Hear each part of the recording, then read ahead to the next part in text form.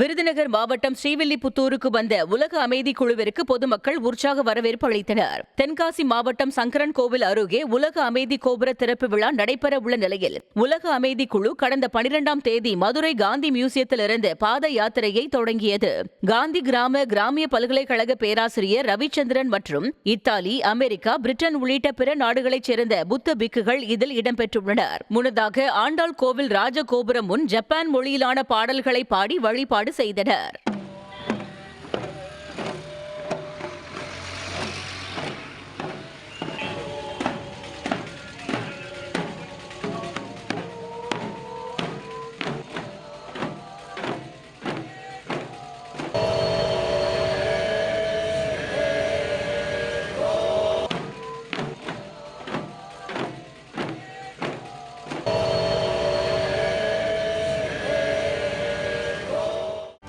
செய்திகளை உடனுக்குடனும் துல்லியமாகவும் தெரிந்து கொள்ள சப்ஸ்கிரைப் பண்ணுங்க.